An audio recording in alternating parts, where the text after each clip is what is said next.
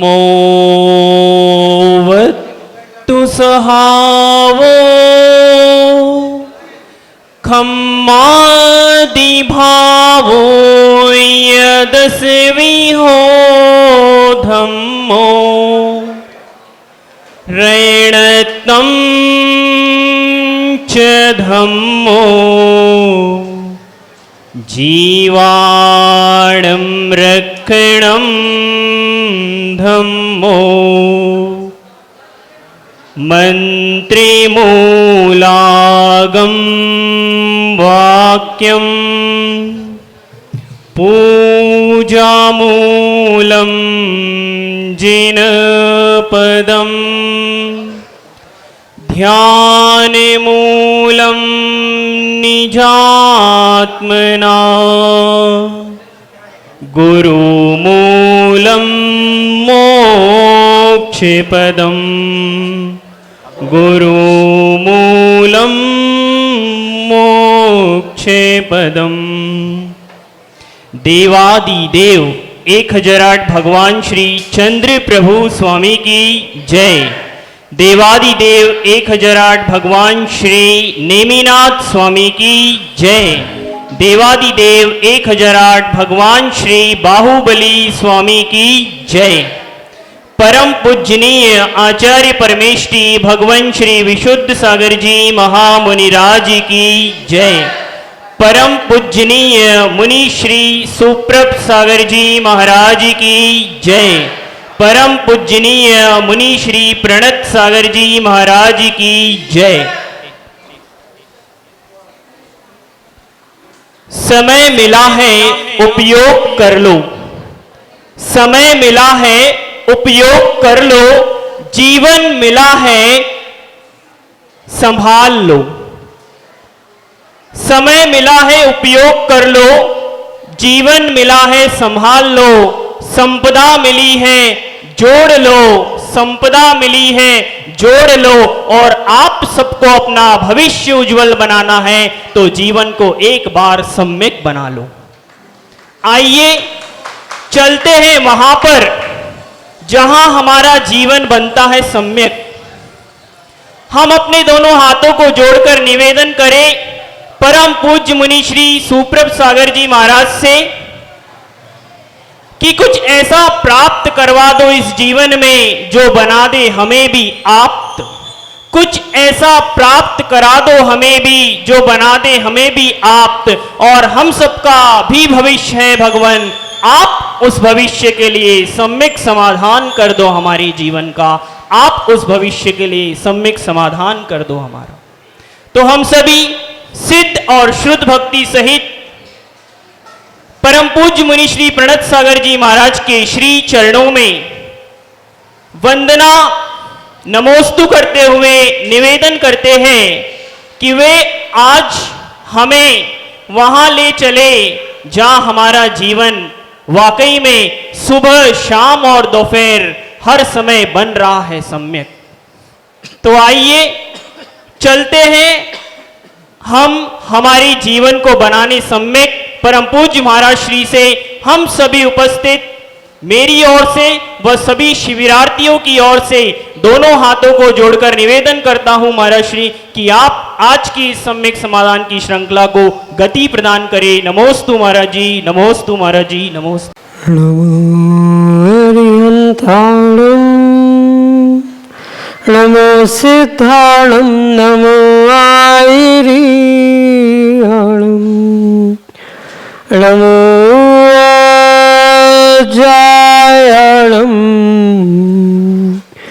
नमो लोये सवसाहुणम्। अनंत अनंत सिद्ध परमेष्टि भगवान की परम पूज्य आचार्य भगवंत गुरुवर विशुद्ध सागर जी मुनि महाराज जी की परम पूज्य मुनि श्री सुप्रभ सागर जी महाराज जी की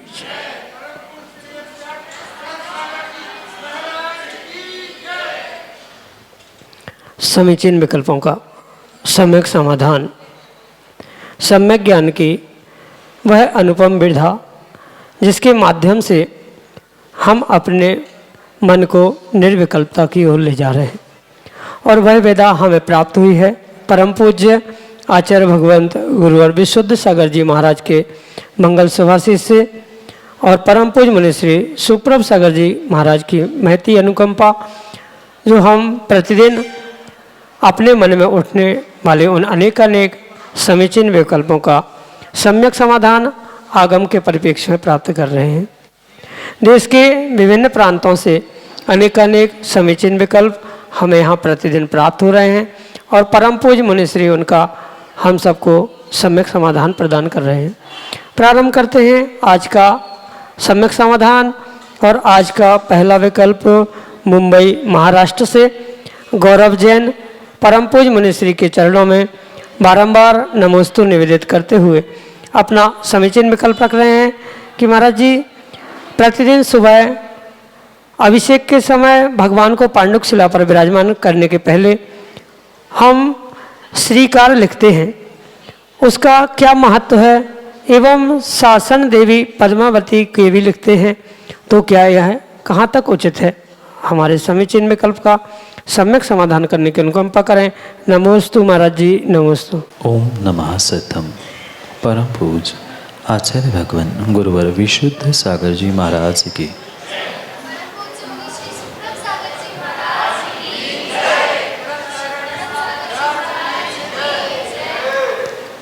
आगम में प्रत्येक बीजाक्षर का अपना अपना महत्व बताया।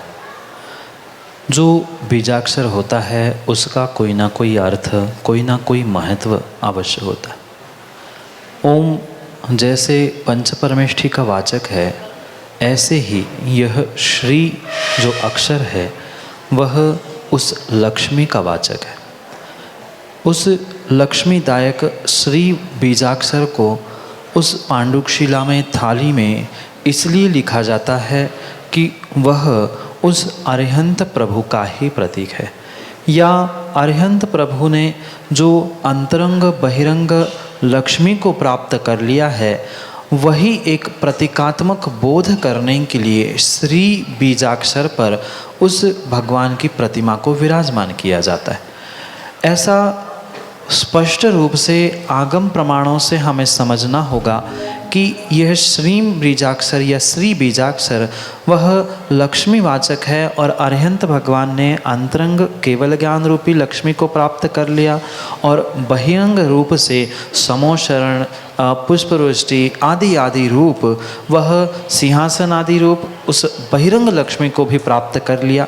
इसलिए उस अरिहंत भगवान के निमित्त से ही वह श्रीकार लेखनम किया जाता है और भगवान विराजमान करने से पहले वह श्री का लेखन किया जाता है और उस लिखे हुए श्री के ऊपर ही उस श्री जी को रखा जाता है। कई स्थानों पर वह भगवान की प्रतिमा को जैसे श्री जी कहते हैं, वह नीचे श्री है और ऊपर श्री जी। यही आगम के प्रमाण से हमें समझने की आवश्यकता।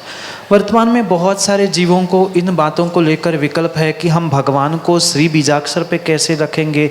श्री बीजाक्षर जो लिखा है, जो चंदन केसर आदि से लिखा है, तो भगवान को वह स्पर्श हो जाएगा। ये सब कुछ जीवों की वर्तमान में मिथ्या भ्रांतियाँ है। वह परिपूर्ण रूप से आगम में जब आप प्रतिमा को श्री जी कह रहे हो तो उन्हें श्री में रखने में कोई दोष नहीं। पर ये भी पक्का निर्णय करना होगा कि मात्र और मात्र अरिहंत आदि प्रभु की ही प्रतिमा, अरिहंत या सिद्ध, इन्हीं प्रभु की प्रतिमा को श्री इस बीजाक्षर पे रखने की आज्ञा है। अन्य किसी भी शासन देवी देवता या किसी श्रावक आदि के निमित्त से भी उस श्री बीजाक्षर के ऊपर कुछ भी रखने की आज्ञा नहीं है। इतना ही नहीं, अगर धोखे से उस श्री बीजाक्षर पर किसी का पैर पड़ जाए या किसी भी बीजाक्षर पर किसी का चरण पैर पड़ जाए तो उसको इस निमित्त से प्रायश्चित ग्रहण करने की आवश्यकता है, क्योंकि वह मात्र श्री जी के लिए अंतरंग बहिरंग लक्ष्मी का प्रतीक होने के कारण से उनको उस श्री पर विराजमान करने की आगम में आज्ञा है। अन्य किसी भी प्रकार से शासन देवी देवता आदि आदि के निमित्त से श्री लिखने की आवश्यकता नहीं है। क्यों? क्योंकि वे परिपूर्ण रूप से एक मात्र अवृति सम्यक दृष्टि है देव होने के नाते से, और वहाँ मात्र अरिहंत प्रभु प्रभु सिद्ध प्रभु उनकी प्रतिमा आदि के निमित्त से ही श्रीकार लेपन और उनके ऊपर रखने की आज्ञा है, अन्य किसी को नहीं, अन्यथा किसी को नहीं। यही आपके लिए सम्यक समाधान। अगले समीचीन विकल्प के लिए हमारे सामने हैं आयुष जैन सिद्ध क्षेत्र आहार जी से अपने समीचीन विकल्प के साथ। मुनि श्री सुप्रभ सागर जी एवं मुनि श्री प्रद सागर जी के चरणों में मेरा बारंबार नमोस्तु नमोस्तु नमोस्तु। मुनि श्री, मेरा आपसे यह विकल्प है कि गुण स्थान किसे कहते हैं, कृपया इसका समाधान कीजिए। नमोस्तु महाराज। जैसे किसी विद्यार्थी के पढ़ाई के जो कक्षाएं हुआ करती है, ऐसे ही जीव के आत्म उत्थान की आचार्य भगवंतों ने कुछ कक्षाएं बनाई हैं, कुछ सोपान बनाए हैं, जिनको आचार्य भगवंत गुणस्थान कहते हैं और जो कि 14 संख्या में है। और ये 14 गुणस्थान जीव के आत्म उत्थान के लिए एक सोपान के भांति आगे आगे बढ़ने वाली कक्षाओं के भांति होने के कारण से ये जीव के उत्थान के लिए गुणस्थान के नाम से कहा जाता है। एक स्थान होता है और गुणों का जो स्थान है उस आत्म उत्थान के लिए जो गुणों की वृद्धि करने वाला ये एक एक सीढ़ी रूप स्थान है, उसे ही गुणस्थान कहते हैं। अगर आगम के परिप्रेक्ष्य में उसकी परिभाषा समझे तो जीव के मोह और योग के निमित्त से जो गुणों की स्थिति बन रही है, गुणों का स्थान बन रहा है, उसे आचार्य भगवंत गुणस्थान कहते। दो बातों को अवश्य समझने की आवश्यकता है, मोह और योग। उस मोहनी कर्म के साथ साथ जो मन वचन काय रूपी योग है, इन दोनों की जो अवस्था गुण विशेष परिणमन गुण विशेष रूप जो स्थान है, उसे ही आचार्य भगवंत संक्षेप से गुणस्थान कहते हैं, जो कि एक गुणस्थान से दूसरा तीसरा ऐसे क्रम से वे 14 गुणस्थानों की व्याख्या है। एक एक गुणस्थान का स्वरूप, उसका स्थान, कौन उसका स्वामी है, कैसा उसका परिणमन है आदि विशेष विशेष रूप से वह गुणस्थान का व्याख्यान आपको करणानियोग के ग्रंथों में मिलेगा। पर सामान्य भाषा में जैसे एक स्टूडेंट विद्यार्थी का पास होने के लिए, डिग्री आदि प्राप्त करने के लिए कक्षाओं का नियोजन किया जाता है, ऐसे ही आत्मा से परमात्मा बनने के लिए कक्षाओं का नियोजन, इसका ही अर्थ सामान्य भाषा में गुणस्थान है और आगम की भाषा में जीव के मोह और योग की परिणति को ही गुणस्थान कहा। यही आपके लिए सम्यक समाधान। राजेश जैन ललितपुर उत्तर प्रदेश से अगले समीचीन विकल्प के साथ हमारे सामने। पूज्य मुनि द्वय के चरणों में कोटिसा नमोस्तु नमोस्तु नमोस्तु। गुरुदेव, मेरा शंका ये है कि जो हम 3 कम 9 करोड़ मुनिराजों की जय बोलते हैं, क्या 3 कम 9 करोड़ मुनिराजों की जय बोलते कम या ज़्यादा भी कर सकते हैं? गुरुदेव, मेरी संख्या का समाधान कीजिए। नमोस्तु गुरु। आगम के परिप्रेक्ष्य में मुनियों की 3 कम 9 करोड़ एक नियत संख्या प्राप्त होती है, जो कि 6वें गुणस्थान से लेके 14वें गुणस्थान के निमित्त से ये संख्या आचार्य भगवंतों ने प्रदान की। जो अभी अभी गुणस्थानों की बात मैं कह रहा था, आत्म उत्थान में जो एक मिथ्या दृष्टि जीव है, जिसे तत्वों पर श्रद्धा नहीं है, वह गुणस्थान को बढ़ाते हुए, अपने परिणामों की विशुद्धि को बढ़ाते हुए, वह पहले से चौथे फिर मुनि दीक्षा लेके 6वें गुणस्थान में पहुंचता है और 6वें गुणस्थान से ही उस जीव को मुनिराज या साधु ये संज्ञा प्राप्त होती है। और उस 6वें गुणस्थान से जो 14वें गुणस्थान तक वह अयोग केवली है, उनमें ये सभी निर्ग्रंथ मुनिराज ही हुआ करते हैं। कुछ श्रेणी के निमित्त से विशेष होते हैं, कुछ तपस्या के निमित्त से विशेष होते हैं, कुछ कर्मों को जीतने के निमित्त से विशेष होते हैं। इसलिए उनकी भिन्न भिन्न कैटेगरी गुणस्थान के रूप में आचार्य भगवान ने बताई।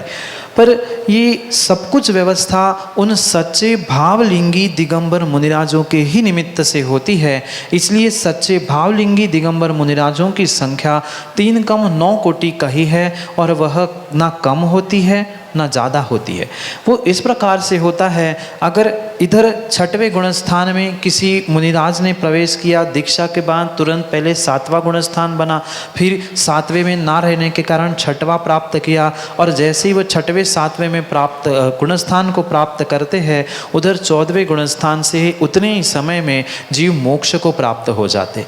ये संख्या एक नियत रूप कही गई है, 3 कम 9 करोड़ ये संख्या नियत है, ये बदलती नहीं है। इसलिए वह इसी संख्या का उच्चारण करते हुए सच्चे भावलिंगी मुनिराजों का स्मरण या उनकी जय बोली जाती है। अगर उनके निमित्त से हम मात्र 6वें गुणस्थान वर्ती जीवों की या वर्तमान के निर्ग्रंथ मुनिराजों की, ढाई द्वीप में नहीं भरत क्षेत्र के मुनिराजों की जय बोल रहे तो उसमें भी दोष नहीं है। अगर हम 7वें गुणस्थान वर्ती या 13वें गुणस्थान वर्ती अरिहंत मुनिराज की, 14वें गुणस्थान वर्ती अयोग केवली मुनिराज की जय बोल रहे हैं तो दोष नहीं है। पर ये संख्या 6वें गुणस्थान से 14वें गुणस्थान तक नियत है। तो भक्चे भावलिंगी मुनिराजों की अगर पूर्ण संख्या हमें समझनी है तो इतनी है, और इसीलिए उसी की उतनी संख्या की अपेक्षा से ही जय बोलना हमें आवश्यक है।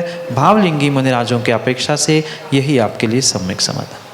श्रीमती सुषमा जैन, परासिया, छिंदवाड़ा, मध्य प्रदेश से अगले समीचीन विकल्प के लिए हमारे सामने। द्वय मुनिराजों के चरणों में मेरा नमोस्तु नमोस्तु नमोस्तु। महाराज जी, हम घर में रह के अपनी प्रतिज्ञाओं का पालन कैसे करें, कृपया इसका शंका समाधान कीजिए। नमोस्तु महाराज। आचार्य भगवंतों ने श्रावक और श्रमण, गृहस्थ और मुनिराज, इनकी अपेक्षा से धर्म 2 प्रकार का बताया। मुनिराज 28 मूल गुणों को धारण करते हुए 9 कोटि से हिंसा आदि पापों का त्याग करते हैं। वह इसी कारण से महान है। पर उस मुनि धर्म का ही लघु भ्राता लघुनंदन रूप कोई है तो वह श्रावक धर्म है, जो कि आचार्य भगवंत 11 प्रतिमाओं के साथ हमें समझाते हैं। पहली दर्शन प्रतिमा से लेकर 11वीं वह शुल्लक अवस्था, यानी उस शुल्लक अवस्था के उस उत्कृष्ट श्रावक तक ये श्रावक धर्म आचार्य भगवंत समझाते। भले ही शुल्लक अवस्था में घर का त्याग हो जाता है, पर उसके प्रारंभ की यानी वह 10 प्रतिमाओं तक वह श्रावक अपने घर में रहकर धर्म की क्रियाओं की बहुत अच्छी तरीके से पालन करते हुए अपने उस धर्म को और धार्मिक क्रियाओं को समझ सकता है, धारण कर सकता है। भले ही व्यक्ति घर में रहते हुए उन प्रतिमाओं को पालन कर रहा है, वास्तव में उसके उस श्रद्धान समर्पण की किसी भी प्रकार से कोई तुलना नहीं हो सकती जो श्रावक घर में रहते हुए साधना करता है। जिसने घर छोड़ ही दिया है वह तो फिर भी त्यागी बन ही गया है, पर घर में रहते हुए विषमता के साथ भी जो अपनी उन प्रतिमाओं का पालन करता है, पालन करने के लिए अभ्यास करता है, ये ही उसके लिए धर्म और धर्म की क्रियाओं को प्रदान करने के लिए निमित्त हो सकते। इसलिए गृहस्थ भी श्रावक भी क्रम से अपनी शक्ति के अनुसार दर्शन प्रतिमा, व्रत प्रतिमा, सामायिक प्रतिमा आदि का पालन कर सकता है। और माना कि जीव की इतने धारण करने की भी शक्ति नहीं है प्रतिमाओं को ग्रहण करने की, वह 5 मात्र अणुव्रत ग्रहण कर सकता है, स्थूल रूप से 5 पापों से बचने का नियम कर सकता है। इतना भी नहीं कर पाए तो सामान्य से सामान्य जीव उन 8 मूल गुणों को धारण करते हुए अपने उस श्रावक मार्ग को उत्कृष्ट बनाने का पुरुषार्थ कर सकता है। ये विकल्प जरूर हो सकता है कि घर में गृहस्थी चलाते हुए सामायिक या व्रतों का पालन कैसे किया जाए। ये परिपूर्ण रूप से जिस व्यक्ति ने निर्णय खुद का किया है कि मुझे अपने आत्म उत्थान के लिए विचार करना है, मुझे अपने समाधि मरण को प्राप्त करना है, आने वाले समय और आने वाले भवों को सुधारना है, तो वह नियम से घर में बैठे बैठे भी अपने लिए समय निकालना सीख लेता है। और जिसने एक बार निर्णय किया है कि हमें करना है, और तो वह नियम से भले ही कितने दूर कुआं क्यों ना हो, उस कुएं का पानी, शुद्ध भोजन आदि सब कुछ वह कर ही लेता है। और सीधी सी बात है, अगर हमने अपने पुण्य को एकत्रित कर लिया तो बाहर के भी बहुत सारे निमित्त हमारे अनुकूल सहजता से बनने लगते। पर आवश्यकता सबसे पहले हमें अपने मन को बनाने की है। जो अपने मन से दृढ़ है वह कितना भी व्यस्त क्यों ना हो, पर अपने सामायिक के लिए, प्रतिक्रमण के लिए, आदि आदि के लिए नियम से समय निकाल सकता है। और ये निर्णय करके ही आप अपने उस श्रावक धर्म को, श्रावक धर्म की क्रियाओं को क्रियान्वित करने का पुरुषार्थ करें। अवश्य ही घर में बैठे हुए उन सभी विकल्पों को छोड़कर हम सामायिक, प्रतिक्रमण, शुद्ध भोजन आदि आदि कर सकते हैं। सबसे पहला कदम आत्मविश्वास है। जिसने आत्मविश्वास के साथ पहला कदम रखा है वह आज नहीं तो कल भले ही कम चले पर मंजिल पर पहुंचेगा, ये पक्का होता है। इसलिए भले ही एक कदम हम आगे बढ़े उस श्रावक धर्म में, और कितनी ही विषमता क्यों ना हो, ये अगर माँ बोध है कि आश्रव जारी है तो व्यक्ति उससे बचने के लिए घर में रहते रहते भी बहुत कठोर निर्णय करते हुए, उस भरत जैसा वैरागी बनते हुए, उन सभी बाह्य साधनों से दूर होके हुए भीतर का निर्णय करते हुए साधना अवश्य कर सकता है। यही आपके लिए सम्यक समाधान। अगले समीचीन विकल्प के लिए भाष्य महाराष्ट्र से हर्षद घंटे अपने समीचीन विकल्प के साथ। नमोस्तु महाराज जी, घर में जो फोटो आदि फटे हुए हैं रहते हैं तो उन्हें घर में रखने का चलता है क्या भगवान के, और नहीं चलता है तो उसका क्या करना चाहिए? घर आदि में जो भगवान की फ़ोटो आदि रखी जाती है, ये परिपूर्ण रूप से एक प्रतीकात्मक चिन्ह रूप भगवान की फ़ोटो आदि आदि सब कुछ रखा जाता है। ये पूजने योग्य ज़रूर नहीं है, पर ये पूजने योग्य नहीं होने का मतलब ये नहीं है कि उन फोटो, तस्वीर आदि का हम अभिनय कर दे, फाड़ के फेंक दे। अगर वह फ़ोटो बहुत पुरानी हो गई है और स्वयं से फटने लग गई है तो सबसे पहले काम तो उसे सुरक्षित करने की आवश्यकता है। अगर थोड़ा बहुत कहीं से वो फटा है, कटा है, तो उसे टेप, ग्लू आदि, गम आदि से चिपका के उसे व्यवस्थित करने का पहले प्रयास किया जाए। उतना नहीं हो पा रहा है तो उसे व्यवस्थित कहीं लैमिनेट करते हुए फिर उसे चिपकाने का या रखने का प्रयास किया जाए। और वो भी संभव नहीं है, बिल्कुल जीर्ण शीर्ण हो चुका है फोटो और हाथ लग के ही वह फट रहा है, खराब हो रहा है, तो ऐसी स्थिति में उसको ऐसे व्यवस्थित स्थान में रख दिया जाए जहाँ उसका अभिनय नहीं हो। क्योंकि अगर आप वहाँ से उठा के कहीं मंदिर में रख दोगे, मंदिर में किसी व्यक्ति ने उसको उठाया और कचड़े में डाल दिया, जला दिया, तो वो भी परिपूर्ण रूप से आपको कहीं ना कहीं पाप का आश्रय कराने वाला हो सकता है। इसलिए पहली बात तो उसको सुरक्षित करने की आवश्यकता है, और सुरक्षित नहीं हो पा रही है फोटो, तस्वीर आदि, क्योंकि मात्र भगवान और गुरु की फ़ोटो ही अलग से नहीं, अपितु बहुत सारी पत्रिकाओं में, बहुत सारे कैलेंडर आदि आदि निमित्त से बहुत सारे स्थानों पर फोटो आदि प्राप्त होती है। उन सभी को व्यवस्थित करने की आवश्यकता है और ऐसे व्यवस्थित स्थान पर उसको रख दिया जाए कि वह स्वयं अपने आप से ही नष्ट हो। अगर आप बुद्धिपूर्वक उसे पानी में बहाओगे, जलाओगे या अन्य उसके साथ कुछ छेड़खानी करोगे तो नियम से भगवान की फोटो की अभिनय का दोष अवश्य लगेगा। इसलिए उसे ऐसे उच्च व्यवस्थित स्थान पर रख दिया जाए, वह स्वयं उसमें परिणमन होते हुए वह उसका जो हो वह भिन्न विषय है, पर आप उसको नष्ट करने का, फेंकने का प्रयास करोगे तो पाप अवश्य लगेगा। उसे उच्च स्थान पे ऐसे ही रख दिया जाए। वह कागज ही है तो कागज स्वयं अपने आप स्वयं कुछ दिनों बाद वह नष्ट हो जाएगा। वह स्वयं से परिणमन से नष्ट हुआ है तो आपको दोष नहीं लगेगा, पर आपने उसे जलाया है, बहाया है, फाड़ा है या और कुछ भी किया है तो नियम से आपको अभिनय का दोष लगेगा। इसलिए आप उसे इस प्रकार से सुरक्षित करें कि वह बचा रहे। नहीं बच रहा है तो उसे अपने परिणमन पे उच्च स्थान पे छोड़ दे। वह स्वयं परिणमन होते हुए कुछ दिनों बाद, सालों बाद नष्ट होगा। यही आपके लिए सम्यक समाधान। राकेश जैन पथरिया दमोह मध्य प्रदेश से अगले समीचीन विकल्प के लिए हमारे सामने। आचार्य श्री विशुद्ध सागर महाराज जी के चरणों में कोटि कोटि कोटि कोटि प्रणाम, और मेरे परिवार की ओर से कोटि कोटि प्रणाम। मुनि श्री सुब्रत सागर, मुनि श्री प्रसाद सागर महाराज जी के चरणों में मेरे परिवार की ओर से कोटि कोटि प्रणाम। हे मुनिश्री, मेरी भावना है कि मैं मंदिर से पूजा के बाद भावना भाता हूँ कि आचार्य, मुनि, आरिका, छुल्लिकाओं, श्रावक श्राविका को निरंतर मैं आहार हो। उसके साथ में सब श्रावक श्राविका ब्रह्मचारियों के भाव करते हैं, और इसके बाद में मैं 84 लाख योनियों के बारे में भी भावना भाते हैं कि उनको भी निरंतर में आहार हो। तो क्या इसमें दोष लगता है? क्या 84 लाख योनियों के योनियों के संबंध में आहार की चर्चा करना।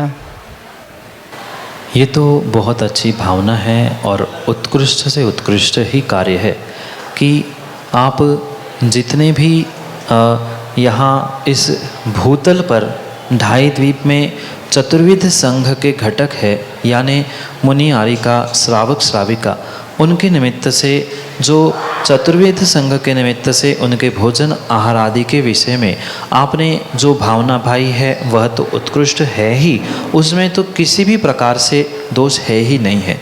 वह ये जो भावना है संसार के प्रत्येक जीव को भाने की आवश्यकता है। मात्र मुनिराज ही नहीं, आरिका ही नहीं, अपितु श्रावक श्राविका को ही लेकर चतुर्विध संघ कहा जाता है। और संघ के हित में जो भी आपने भावना भाई है, नियम से आपके लिए साता वेदनी को देने वाली हो सकती है। भूत वृत्यानुकंपा, सरागदान आदि के निमित्त से जो आचार्य भगवान ने सूत्र प्रदान किया है, ये आपका भूत और साथ साथ व्रतियों के प्रति अनुकंपा का भाव है। जो आप उन मुनिराज, आरिका आदि चतुर्विध संघ के साथ साथ जो 84 लाख योनियों के निमित्त से सभी त्रियंश आदियों की रक्षा की या उनके भोजन आहार आदि के बारे में आप जो ये भावना भा रहे हैं, वह नियम से आपके लिए साता वेदनियों को देने वाला हो सकता है। क्योंकि आचार्य भगवान पहले कहते हैं कि भूत अनुकंपा और व्रति अनुकंपा। भूत यानी संसार के जितने जीव है, एकेंद्रिय से लेकर पंचेंद्रिय तक सभी जीवों के प्रति अनुकंपा होना, ये आपकी अनुकंपा ही है कि उनको आहार मिले, भोजन मिले। आहार तो वैसा देखा जाए तो निर्ग्रंथ मुनिराज ही करते हैं, श्रावक भी भोजन करते हैं, त्रियंश आदि भी भोजन करते हैं। उनको भोजन सहजता से प्राप्त हो, ये जो आपने उनके लिए 84 लाख योनियों में जीवों के लिए भावना भाई है, वह किंचित भी दोषपूर्ण नहीं है, अपितु आपके लिए साता वेदनी यानी सुख को ही देने वाली होती है। उनको भोजन मिले नहीं मिले, पर आपने जो भावना उनके निमित्त से भाई है, वह आपकी उनके प्रति भूत यानी संसारी जीव और व्रति यानी उनमें से ही विशेष जो त्यागी व्रति यानी आरिका, शुल्लक, शुल्लिका, मुनिराज, आचार आदि आदि है, उनके लिए ये दोनों पर अनुकंपा करते हुए जो आपने भावना भाई है, ये वास्तव में आपके आने वाले भविष्य के लिए सुख और साता वेदनी को देने वाली होने से किंचित भी दोषपूर्ण नहीं है। पर अंतर इतना है कि मुनिराज और आरिका, शुल्लक आदियों के आहार होते हैं, सामान्य जीवों का भोजन होता है। शब्दों में थोड़ा सा बदलाव कर ले तो आपको और विशेष फल मिलेगा। यही आपके लिए सम्यक समाधान। समीचीन विकल्प के लिए सागर मध्य प्रदेश से श्रीमती सुधा सैनिक जैन समीचीन विकल्प के साथ हमारे सामने। हे स्वामी जी, नमोस्तु नमोस्तु नमोस्तु। मेरा प्रश्न ये है महाराज जी कि हम इस भाव में साक्षात मेरू पर्वत के दर्शन कर सकते हैं क्या, या हवाई जहाज से या किसी और साधन से? नमोस्तु महाराज जी। माँ, ये जो सुमेरु पर्वत आदि की व्यवस्था अभी आप कक्षा में तत्वार्थ सूत्र में जो पढ़ रहे थे, ये अकृत्रिम वस्तु या अकृत्रिम ऐसा स्थान है जिसे किसी ने बनाया नहीं है। और वर्तमान के परिप्रेक्ष्य में कोई भी जीव उस भरत क्षेत्र का, उस मेरू पर्वत के साक्षात दर्शन करने के लिए नहीं जा सकता। पहली बात तो सामान्य श्रावक तो वहाँ जा ही नहीं सकता।